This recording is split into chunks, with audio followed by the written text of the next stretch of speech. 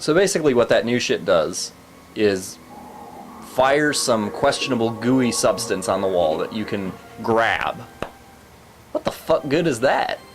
You have upcoming a form that completely makes that null and void. Now maybe it does a lot more damage than I'm giving it credit for. I don't know.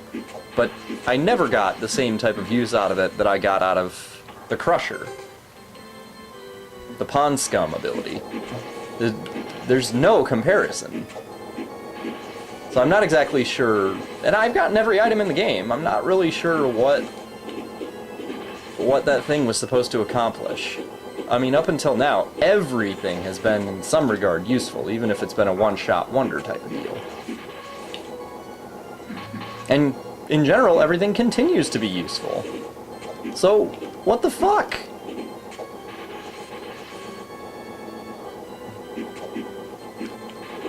At any rate, you'll go back through this, all the same wonderful, stupid shit. The big thwomp wannabes.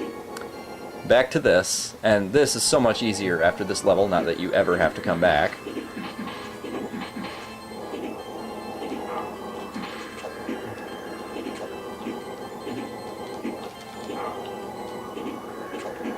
And this giant tornado, which any self-respecting, half-intelligent Nintendo player will see as potentially worth investigating, leads back to this douchebag. This guy, yeah, you fought him at the beginning of the game, right? Yeah, he's back. He hits a little bit harder, and that's it.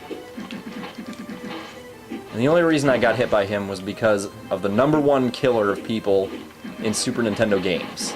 Carelessness. See, in the Nintendo era, it was just the simple fact that the game was specifically there to fuck you. A fact that's well established. In the Super Nintendo era, they nixed that idea for, well, not looking where you're going, or whatnot. And so, not paying attention, or not being as careful as I should, I got hit a couple of times. Does that matter? Not really, because this guy doesn't hit as hard as he really probably should by this point in the game. He has all the same attacks. In fact, I think he has the same amount of life. I'm not exactly sure what they were thinking of here. Maybe they felt they needed a boss, but didn't want to take the time to make one. Maybe the guy who created the bosses was taking a shit, and somebody else had to fill in for him and didn't know what the hell to do, and then put that in. And it's even gayer because all they give you is a full health. Oh yeah, here, we stole your health. Putting this stupid-ass stumbling block in front of you. Don't spend it all in one place. Now there is the claw. And as you can see, it doesn't work on this slimy shit.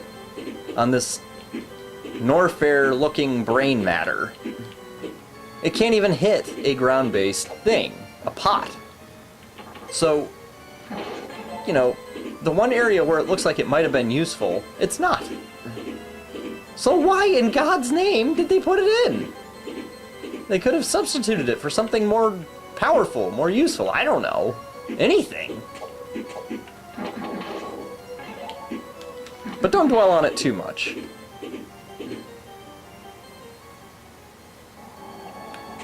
You know, it's kind of like an episode of a daytime talk show about paternity tests. You kind of look at it and say, oh, huh, and then who the fuck cares? Treat the slimy thing, the spitter shot, as you should. And then switch to the crown that you just got, and the crusher, and go about your usual business. Now, a crown is just wonderful. It's wonderful.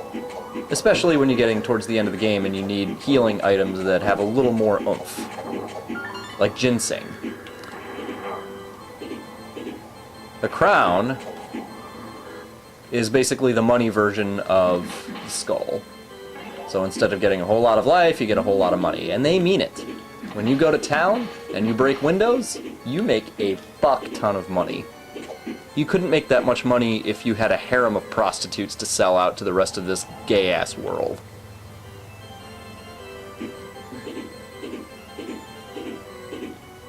Hell, you didn't make that much money when you were a Chippendale in life.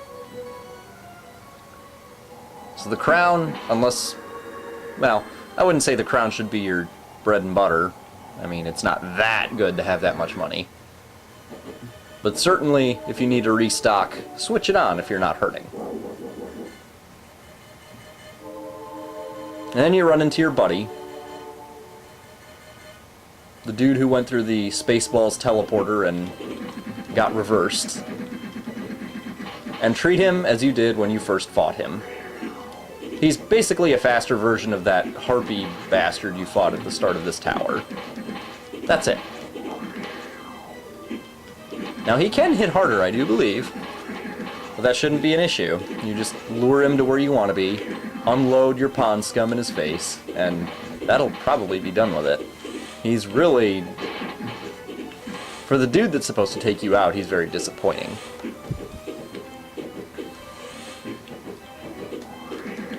The only thing that he has that's brand new to bring to the table is a fart tornado. It's rather disappointing to see him doing that, because it really doesn't give him much of an advantage over you. It's more of just an annoyance. He decides that since this is the same company that makes Mega Man, that he should do the Launch Octopus ability and try to suck you up into his flatulent vortex.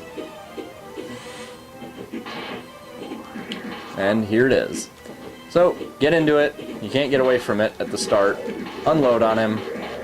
Let him go over or under you, whatever he decides to do. And then wail on him again. Now, do bear in mind that it still tugs at you as it's going across the screen.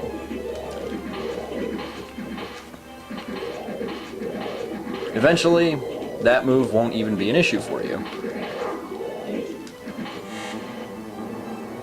That is not this moment.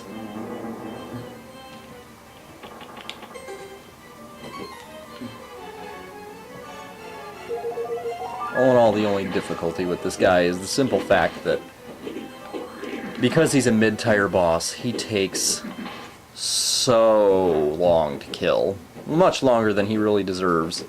So somewhere in that time you'll probably fuck up and get hit. Just because you're tired of shooting shit into his ass.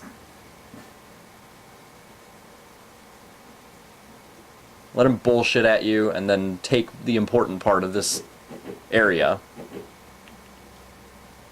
The Crest of Air. It is environmentally friendly.